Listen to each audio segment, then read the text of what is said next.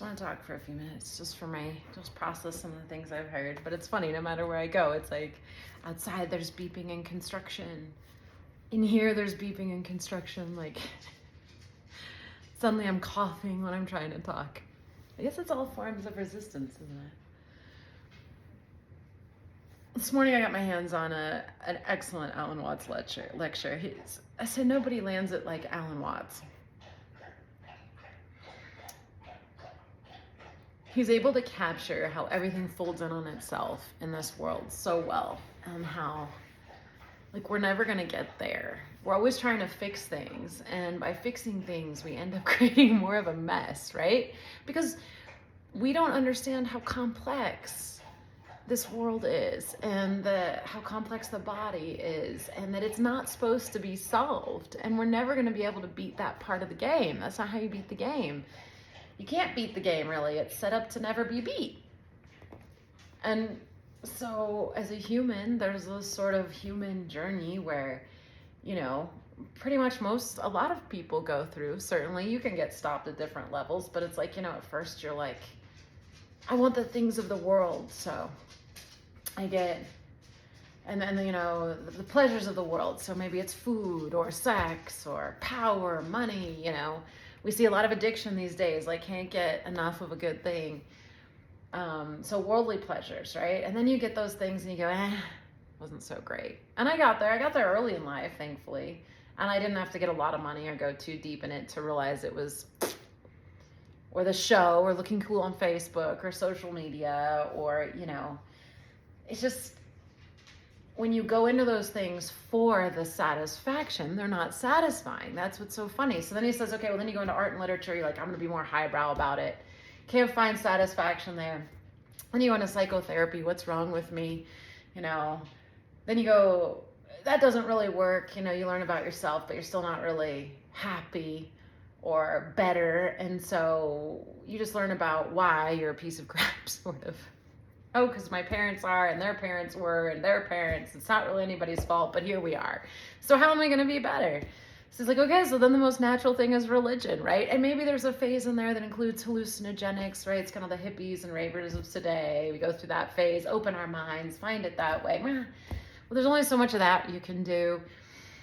And then, you find God and you go, oh, I found God. This is great. This is really going to make me a better person. But we can step back and easily see whether you look at atheists or Christians, they look the same, really. It's when people get really deep into it, they're very condescending and I've got the right answer and you're dumb because you don't. And that's not the right energy if you're really in the spiritual conversation. And now we have a lot of sort of spiritual woo-woo folks, but they've got this sort of, like spiritual egoism going on, right? Like, I'm a vegan, I don't eat that. And, look down on people because of what they eat, is what people have eaten for thousands of years. Or, I think of this, when I went to go see Abraham one time, this woman that got on stage, it was like, I need to take my shoes off because I need to have my feet attached to the ground. It grounds me. Like, I need to take my shoes off. So she takes her shoes off on stage so she can ground. And of course she's a coach or something like that. And, Abraham just kind of looks at her and goes, oh, is that how it works? And it's hilarious because she's not on the ground anyway. She's on a stage on, cement and carpet. But it was like, sort of this sense of I'm more spiritual because this is what I need to do and I create space for myself. And it sort of all falls in on itself. It all becomes silly. It's like no matter what political party you're a part of, if you're really a part of either of the two that we have in the United States, the energy's the same. I've been part of both of them. And the thing that really turned me up, I'm like, they're the same. They have different opinions, but they both are very hateful and condescending and think they're right about everything and hate one guy and like the other guy. They're both idiots, but they can't see it. And it's just so strange. And so everything folds in on itself. And so then he starts to talk about, we're going to genetically design people. And this is the 70s, so pretty interesting using this conversation. He's like, but how do we know what kind of people we need? Maybe if we made all virtuous people, if you could genetically even design that, like that could be terrible. It's like a horde of locusts. We don't know what the world needs. I mean, maybe it would be like a horribly oppressive group of virtuous people, right? Sometimes you need independent people that are really driven, and sometimes you need really team-oriented people. And he goes into that, like, we don't know what the world needs, but we're trying to break things up into bits, as he's saying. And like now with medical science is a great, and I can't believe he's talking about in the 70s because it's going on now. He's like, it's a great example, right? We have lung doctors and heart doctors and, thyroid doctors and all these different, we're dividing ourselves up into parts, but the body works together. And the more we try to treat a single thing, the sicker the body is getting.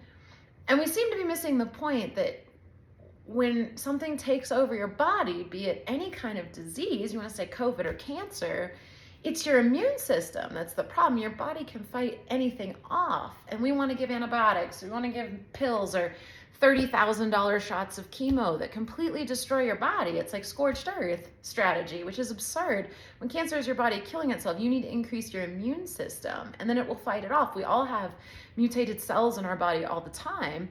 That's why they stopped doing yearly checks on women, because we were getting these checks every single year and doctors were finding cancer cells and over removing them, and they discovered that they could resolve on their own. So rather than keep up the checks, they eliminated them because it was causing them to do too many procedures. It's insane, right? So everything we do ends up folding in on itself. And then he goes, well, and then there's going to be too many of us because we end up getting rid of all disease. So then you say, okay, well, now there's no disease. There's nothing to kill any of us. I mean, look at how we reacted to COVID. We wouldn't even go outside our house because we might die. When we seem to miss the point that we're going to die, like something's going to get us, but we want to stay here, I guess, as long as possible, even when we're miserable, which is interesting because we have this idea that we end when we die, which you could kind of look around and figure out we don't pretty easily. Like, you're going to get to come back and have another shot. Not as this you, but you will, whether you think so or not. It's a bit absurd to think that you only have one shot at life. And of course, a lot of that comes with the whole Christian perspective of you have basically somewhere between 2 and 80 years to prove yourself. And if you don't, you're going to spend eternity in hell, even though that doesn't make any sense with a loving, omnipotent God. But we won't go into that in this video. Like, there's no logic to it at all. Obviously, if you were trying to prove yourself to be like God, I would think you'd get a bunch of shots to do it anyway if he were loving. And the whole idea that we have to grow to be like God is really a way to get out of accountability, which is really what's going on here. We want something outside of us to fix us. I want to say I'm really bad, and I want something outside of me to fix me, be it power, money, psychotherapist, pills, doctor, God. And we're ignoring the fact that we are God, that your imaging device you were created with an imaging device of God, and we're creating our reality the entire time. And that's how it's so mutable and changeable, because of our own perspective. And since we're focused on the bad, that's all we're seeing, and that's all that's being replicated. But he goes into this thing about population control. And, if we eliminate all the diseases, well, then everyone's going to be alive. So then we're going to have to address the birthing problem because there's going to be too many people being birthed. So then we're going to have pills for that, which is birth control, right? But we don't know the implications or psychological implications of that. And in some way, something will occur that sort of stops up nature always takes care of itself. And so I was thinking about it, and I was like, well, people don't realize, I think, that all of the birth control pills has us all urinating out. I don't take them, but most women urinating out estrogen into the water and hormones. And by kicking out more estrogen into the water, and we're not cleaning it out, but nobody looks at that, so whatever. Probably kids are taking in too many hormones, which would cause us to want to change genders.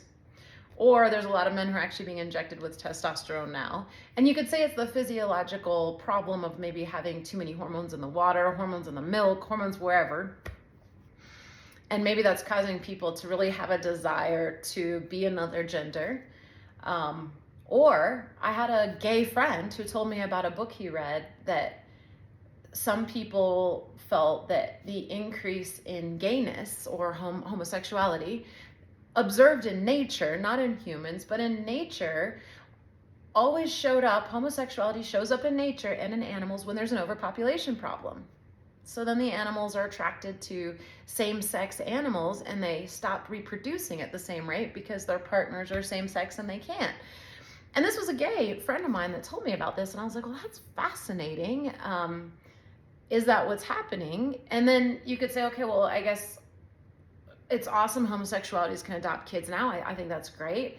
But now we see people changing genders. So is it a physiological cause of the actual hormones, or would it be something that's actually showing up because we have overpopulation? And so if people sort of mess with their genders a bit more and chop off body parts, they're not really going to be able to contribute to the furthering of the human race. And is it the birthing problem taking care of itself, either from the pills or just from natural sort of evolution and what happens? And maybe it's both, right? Maybe because we've made the ask to have fewer children, our method is actually creating fewer people that will be able to.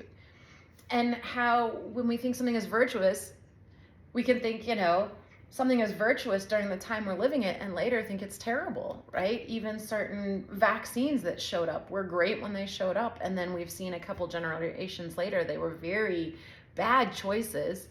We don't know with the COVID vaccine. Now it seemed like a great thing when it came out. Now we don't know. There's a lot of people sort of dropping dead suddenly that we're not so sure about.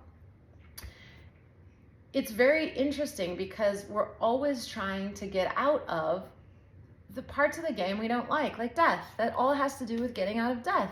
It's like something's gonna get me. If it's cancer, heart disease, milk truck, meteor from the sky, overheating, being too cold, we're gonna die. We're supposed to die. So by trying to get out of death, we're creating a whole other sort of scenario where death is gonna have to show up in some other way, be it global pandemic or, toxic vaccine for global pandemic. Like, nature will solve its own problems because it's part of the game.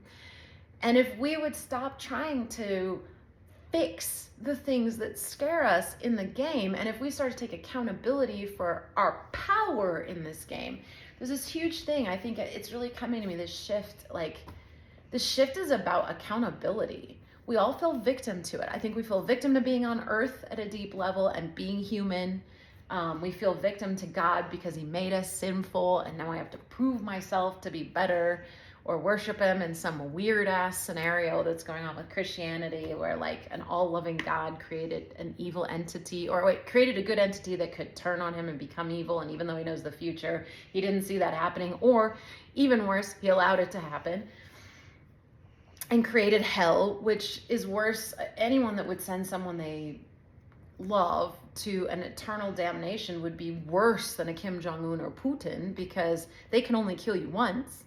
So it certainly wouldn't be an all-loving God that would create a hell and send people there, especially if you only have 10 to 80 years of being an idiot human one time to make your decision. I mean, it's not a loving scenario. So then you have to accept he's a total dick of a God, which is a whole other thing. But at least you'd be being honest with yourself. So I could respect that. But we sort of feel victim to all of that, right? Or even if I'm an atheist, that I'm just an accident, I feel victim to that because I have no power. If I'm an accident, I'm just like an ant covering the planet, and all I can ever hang on to is this measly little form in life, because once it's gone, I'm gone.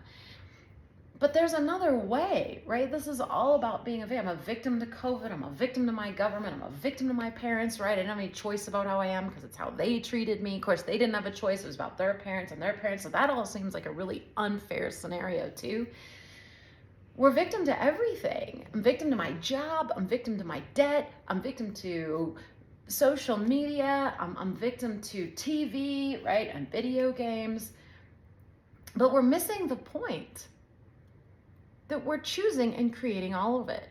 And if you get into this work that I'm doing, which is the Abraham Hicks work, which is the Neville Goddard work from the 50s, or The Strangest Secret, or anything else that I'm looking at, you see that it's I was created with the imaging device of God, and what I imagine comes to pass based on my concept of myself. I think Neville has the clearest way to say it.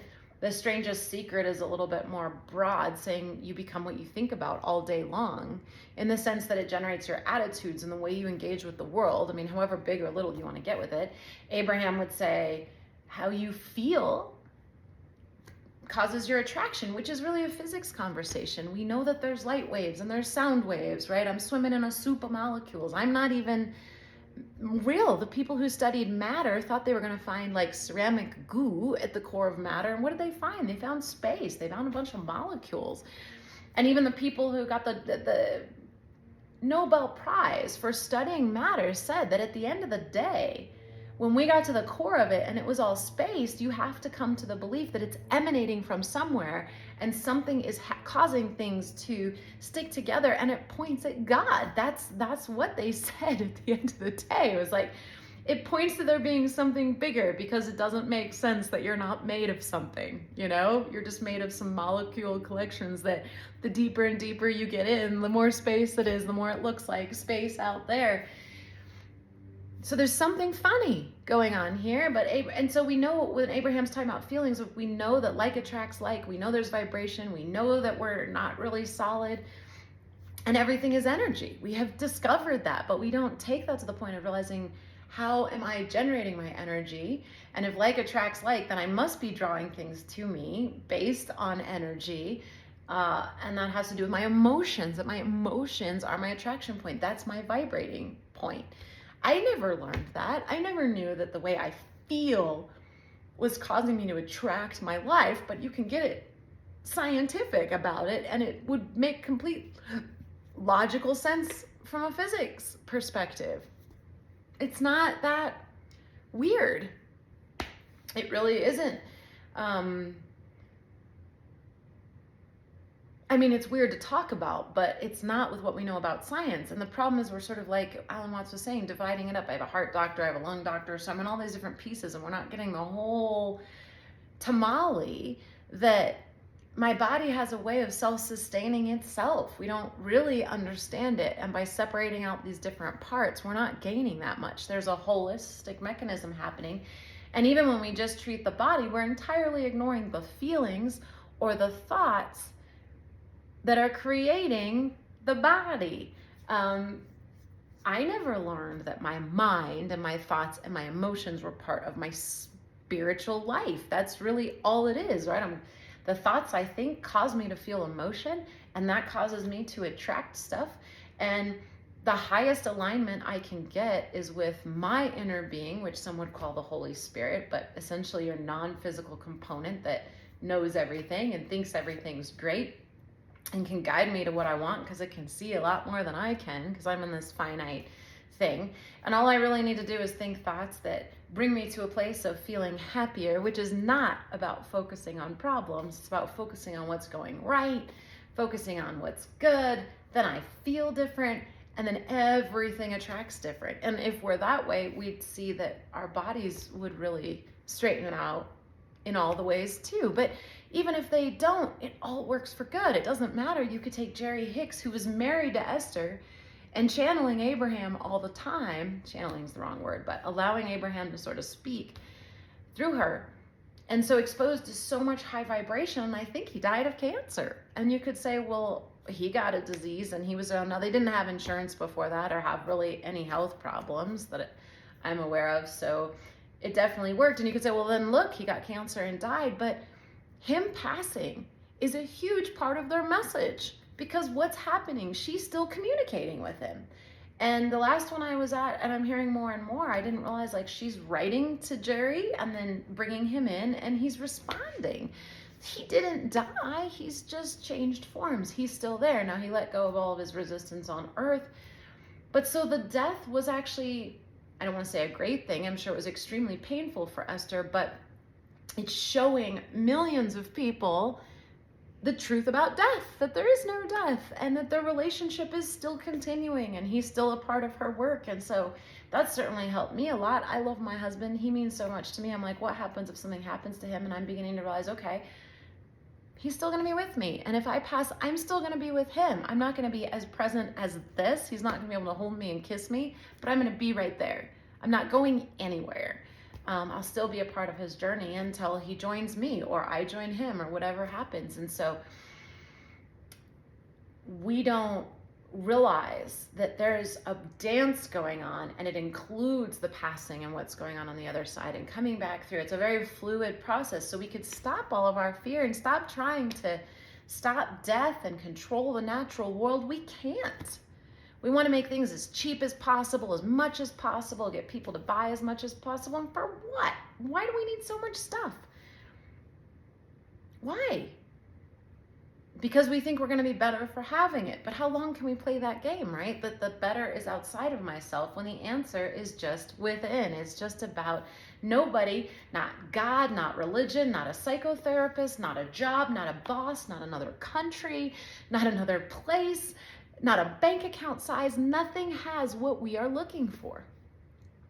And I'm learning through sharing this. That's why I'm going to keep going, because as I'm listening and able to speak about it, it's helping me bring it into me and really understand it. It's not like I have it all hammered out. So this process of speaking is really helping me, because I need to follow my own advice of what I'm saying, right? But the more I get it in and the more I speak about it, the more it's helping me make it a part of me. Like, I've been on this journey for a long time. I've gone through the process of wanting it in career and stuff, and God and psychotherapists and pills. I mean, I used to be on so many different medications, and really I was just at the bottom of the vibrational scale. I was in a lot of fear, which is anxiety. I was in depression. I was told I was a victim, so I was totally powerless. And so I was attracting all these terrible things. Then you take pills to try to get up the vibrational scale, but that doesn't work. I actually can't get up the vibrational scale when I take medication. And now, so then I drank, right? I'm going to drink, I'm going to smoke weed, I'm going to take hallucinogenics, I'm going to do that whole dance, you know? And so that didn't work, and I got to the end of that game. So then I got into AA, so then you find that helped me find God, which got me on a spiritual path, because I was an atheist before that. And that was great for a while, but I ran that game out too. Not that there's anything wrong with AA, and if I ever need to, it's the first place I would go to get sober. I have, again, it's amazing. But there's a point where talking about the problem holds you back from furthering your solution, and you can't live in fear of something your whole life. So now I don't drink, I don't smoke, I don't take pills, I don't do any of that, and I'm getting to a happier place than I've ever been. So how is that, right? It's not coming from God, it's not coming from outside of myself. I don't have the cool job anymore, I don't look cool on Facebook, I don't have any of the things that I used to have, and I'm happier than I've ever been.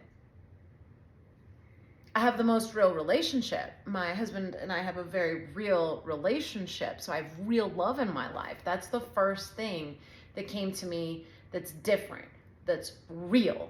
But either one of us can still die, but the cool thing, like I said, about Jerry and Esther is even if one of us passes, that's real. That's still there.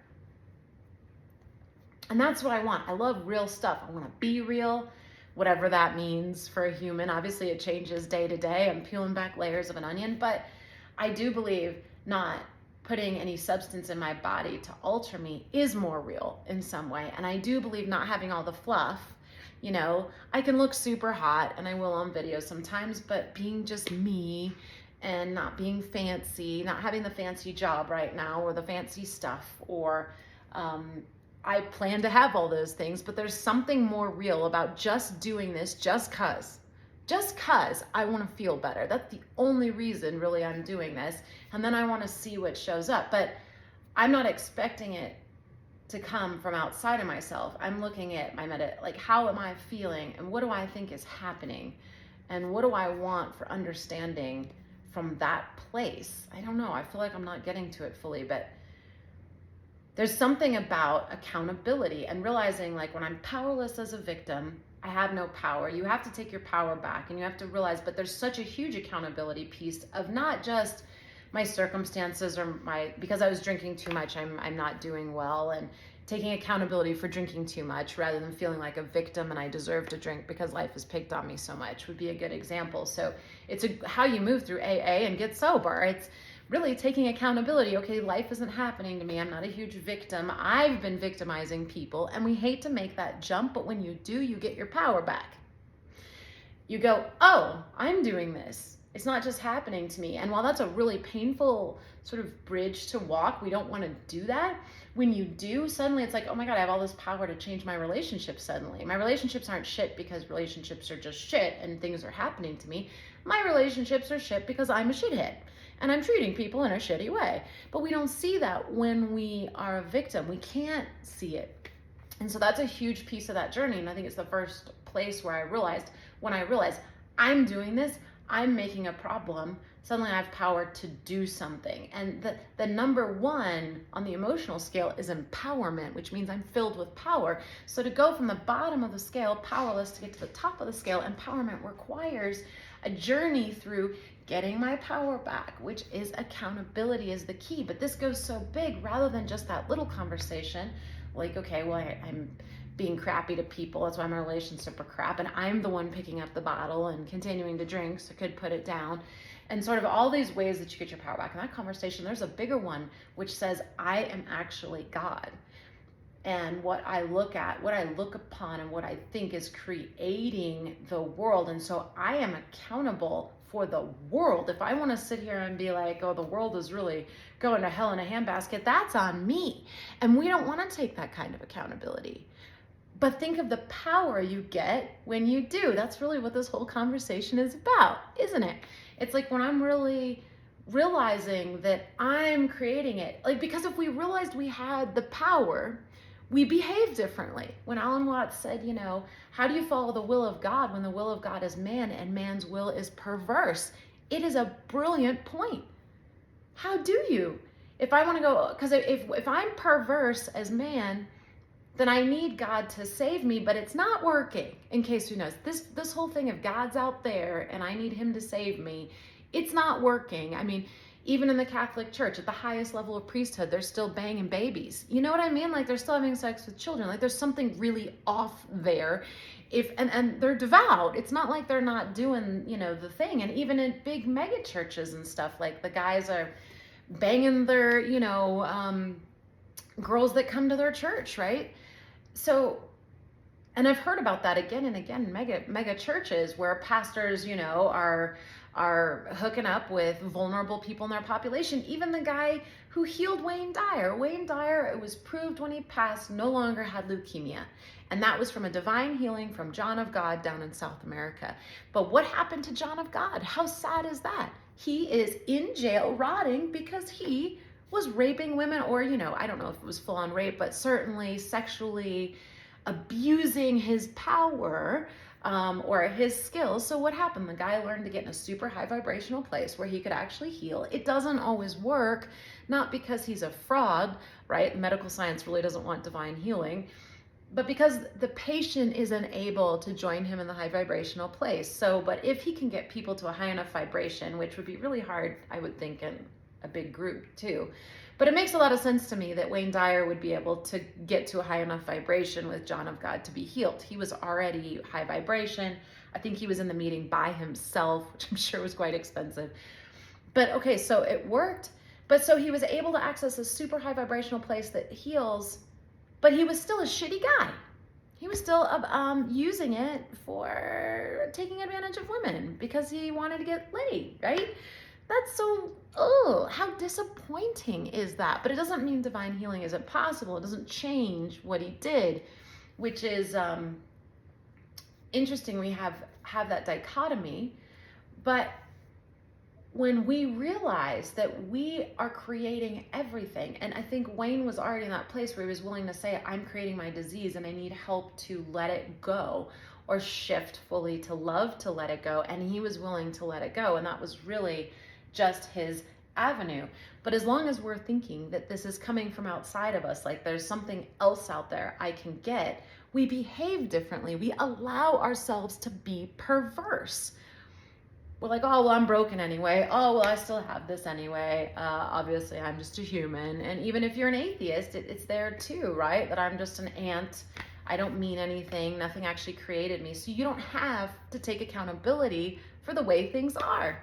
You can be like, oh, well, it's just a mess anyway. It was all an accident anyway. And if you're a Christian, you could be like, oh, well, you know, we're all fallen. That's what my family would say. We're all fallen anyway. So it's a fallen world and Satan plays around here. So of course that's what it is. And they miss that Satan is actually Satan and comes from Kabbalah, which is actually a reference to your ego, which is yourself. That got all twisted up in the Christianity biblical interpretation.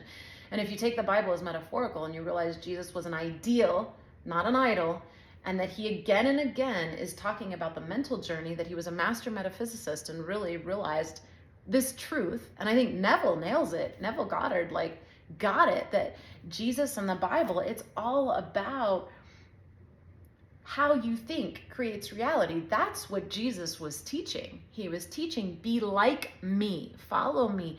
God is my imagination, the power of God. And that's what Abraham says. You have the power that creates worlds. You're directing the power that creates worlds. Again and again, she says it. The power that creates worlds is being directed by your mind and emotion. And that's what Neville's saying. This is your I am. That's the Father. The Son is your body, and this is what Jesus was talking about the whole time. He wasn't saying he's the Son of God. He's saying we're all the Son of God.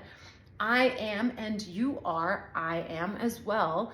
But we're the focusing mechanism. We're in the physical world, and we can focus it wherever we like, and whatever we look at, that's why what we focus on grows, because you're directing the power that creates worlds to what you're focusing on. And so that's two parts of the Trinity, Father, Son, and Holy Ghost. Holy Spirit is your inner being. That's what Abraham's talking about, your non-physical component that's sitting there that knows everything, right? It's your teacher, it's your guide. The Course in Miracles talks about it. Your teacher, your guide. It's going to help you get through this wild thing. It's the part of you that's non-physically focused. So part of you's in this body, part of you's up there. And you can join with that by getting really focused and high vibration. And when you connect your Father and the Holy Ghost and the Son, that's the Holy Trinity uniting, you will be so powerful, you'll create anything. And that's what Jesus was doing. He wasn't actually healing people. He realized that we were all super connected, that there was one mind, and if he only focused on people's well-being and wellness, that it was impossible for you to be sick. Actually, that was just a false belief of yours that you could be sick, that when you came into his presence, plus he was so high vibration. I love the way Neville says when Jesus said, he went to the Father. It says a lot in there, like he went to the Father, and Christians believe that he went and prayed to his Father. That's what that means. So he went to the mount and, prayed to the Father. But Neville's got it, right? What that means is Jesus might have gone to a mountain. That's a great place to go. That's why we all feel better in the mountains. But going up there, I don't know if it's less air, more nature, less humans around, whatever it is, we feel more connected. And so he would get fully connected between the Father, the Holy Spirit, and himself. He'd come down, be insanely high vibration, go around people who weren't. When he got in their space, what happened? He's so high vibration. Abraham says it, right? One person who's connected to this is more powerful than millions. And that's the same thing as power versus force. If you get into that work, which is the whole, if you hold a cucumber over your heart versus, a candy bar, your arm automatically becomes weaker. It's all this kinesiology and kinetic testing and stuff. And he says in there that they could actually establish the actual vibrational height or levels that were there and how much more powerful you are based on your vibrational levels. So Jesus would have been the top. He was incredibly high vibration. Anyone that came around him was lifted up into that vibration. And so they could be instantly healed because we're all connected. And so being around or close to someone that high vibration pulled them up. They remembered who they were. They remembered that they couldn't be sick either. And that's why Jesus would say, your sins are forgiven. Pick up your mat and walk. It meant that you are making yourself sick because you want love or you believe you're bad or whatever it is. There's a misconception about who you are, that you're crippled, that you're sick, that you're this, that you're that you're a sinner. And sin is just a lack of love or missing the mark, depending on what you're looking at. And so he would say that they would remember who they were. They'd forgive themselves or remember, oh yeah, I have nothing that actually defines who I am. I am the I am, and my concept of myself is what's creating where I'm at. I shift my concept of myself to being whole and healed, and suddenly I can pick up my mat and walk. I'm whole and healed. Jesus allowed them to remember. And what did he say? Don't go and talk to anybody about it. Don't tell anyone about this. Just believe it. And Louise Hay even hits on that in her work, where she'll say,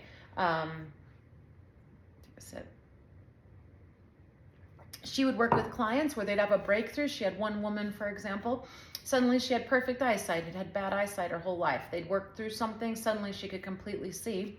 And the woman was in so much shock, she couldn't even believe it, that a few days later, her bad eyesight came back. So you have to really believe that it's possible. Otherwise, you're going to slip right back, and you have to stay in the place where you believe it's possible.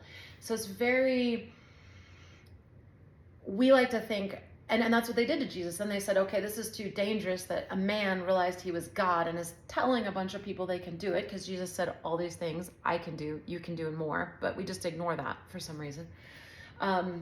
It's too dangerous. So rather than being an ideal, we're going to make him an idol, right? We're going to put him on a cross. We're going to put him up there. We're going to say he healed because he was God. You are not. Even though if you actually read the whole New Testament, he's actually speaking that you are it too. I never got that as a kid. I was raised in Christianity, hardcore Christianity. And at some point, I came to the place where I realized, like, even from the time I was really little, what am I saying? I always knew it made no sense. I loved the idea. I loved the idea of God and Jesus and oneness. I felt it. It was in me. But when you tried to put it out here, and then you tried to assign it things like, well, men can have 1 million wives, but women can't. And there's a test for women's virginity. And, all this stuff, it didn't make any sense to me. Or all the focus on the bloodiness and violence around Jesus's death as being my salvation. That never made any sense to me. That's not a thing. And no one can die for your sins. That doesn't make sense. This is a solo journey. I'm here for me. Nothing can save me outside of myself. That's a really dangerous game we're playing. Or dangerous, it's part of the game. But anyway, so they made him an idol rather than ideal. So we think that God is something outside of ourselves, and Jesus was healing because he was God, rather than the truth, which is Jesus was healing the same way all of us could if we were willing to take accountability for being God, that we are piece of it, not the physical piece of us. That's not God. Obviously, we could all agree on that, but there's a component of our mind and a piece of us that's non-physically focused, that when those things are joined with the physical piece, there is a level of power that is off the charts. And normally for the Abraham conversation, they're just trying to get you to feel at the top, love, empowerment, all that stuff. But there's a bigger conversation where we could actually be healing others, and we could really be taking the vibration up a notch. But all that it takes is a few. If one is more powerful than millions when they're floating at that rate, then guess what? We don't need very many people to get there to really help the planet. But people can't be like John of God, where they're getting there a little bit and then using it to prey on people. That's all wrong. That's all wrong. Someone like that is only using it for their own benefit, and maybe they can heal a few people here and there, but they're not going to take the planet up. Not going to happen. It has to be a full transformation. And obviously, if Jesus had to regularly go to the Father, he would fall out of vibrational alignment too. You can't stay there all the time. And so there's a way that he had where he was able to get in tune, go out, get in tune, come back, heal, right? We see that throughout the whole process. And so we make that about prayer. You can make it about meditation, whatever it is. We don't even know where Jesus was for most of his life. There's a lot of theories around him going to the ancient East. I was studying for a while, and that he probably went and got enlightened there and came back. His father probably wasn't even a carpenter. That's a metaphor for his father being the maker of the world, the power that creates worlds, a carpenter. How do people view God in many ways as a carpenter or a potter that made the whole world? So really it's an allegory.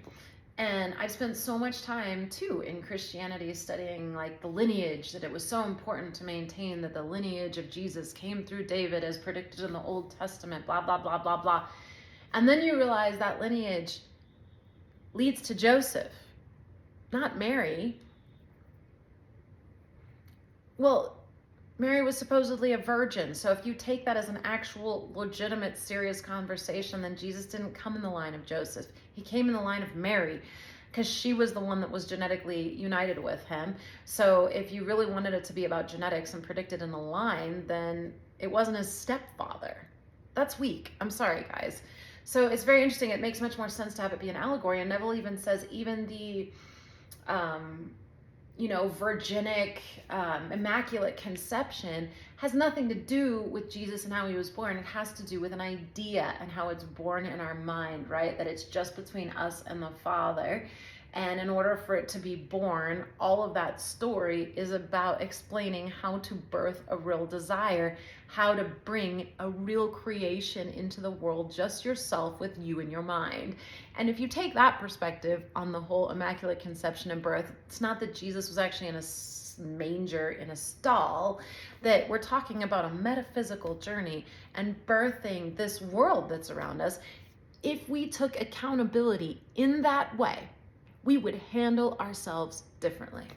If we knew, if you knew, if I know that we have the power of God in our mind, then we have a certain accountability to use it and to use it right. Suddenly looking at the news isn't about staying informed of what's going on in the world. It's like, oh wow, I'm using the power of God to create more of what I'm looking at.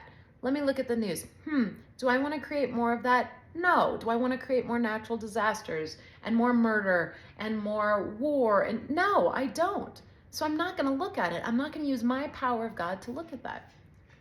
And I'm not going to use my power of God to look at anything that doesn't make me feel good, because that's my sign that it's not leading me to what I want. What do you think, Amy? That was quite a rant. What do you think I got there? I think I learned something in that, and I think I really was able to take in some of that in a new way. So powerful. Thank you. Thank you.